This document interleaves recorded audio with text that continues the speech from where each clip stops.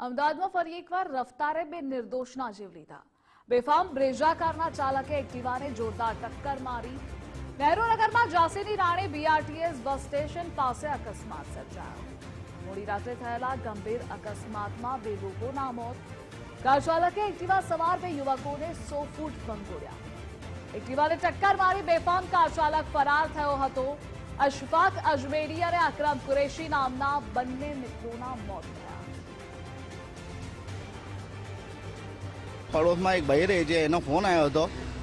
એને કહ્યું તો મને કે ભાઈ અશફાકનો એક્સિડન્ટ થયો છે, એની ડેથ થઈ ગઈ છે।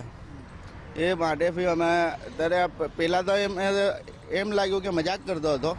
પછી 6 વાગતા એને 2-3 ભાઈબંધના ફોન આવ્યા હતા ને એમાં ખબર પડી મને કે બંનેની ડેથ થઈ ગઈ છે। એકનું નામ અશફાક અજમેરી હતો ને બીજોના નામ અકરમ કુરેશી।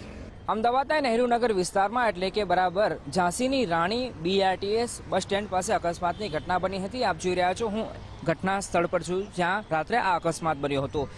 જે પ્રાઇમરી માહિતી મળી છે, પ્રાથમિક વિગતો મળી છે એ અનુસાર તમે જોઈ રહ્યા છો અકસ્માત કંઈક આ પ્રકારે સર્જાયો હતો। નહેરુનગર 4 રસ્તા પાસેથી એક 4 વ્હીલ આવી રહી હતી અને એ 4 વ્હીલે એક્ટિવા ચાલકને ટક્કર મારી હતી, જેના કારણે આ બીઆરટીએસની રેલિંગની અંદર એક્ટિવા ચાલક ઘૂસી ગયો હોવાની પરિસ્થિતિનું નિર્માણ થઈ ગયેલું જોવા મળી રહ્યું છે। જો કે સાચી હકીકત ઓફિશિયલી પોલીસ દ્વારા આપવામાં આવશે ત્યારે અને સીસીટીવી ફૂટેજ આવશે ત્યારે ખબર પડશે। પણ આ એક્ટિવાની હાલત તમે જોઈ રહ્યા છો, એના પરથી અંદાજો લગાવી શકાય છે કે અકસ્માત કેટલો ભયંકર હશે, કેમ કે આ અકસ્માતમાં 2 લોકોના મોત થયો હોવાની હાલ પુષ્ટિ થઈ છે। એમના જે પરિવારજનો છે અને અન્ય જેટલા મિત્રો છે એમના દ્વારા એ માહિતી મળી છે।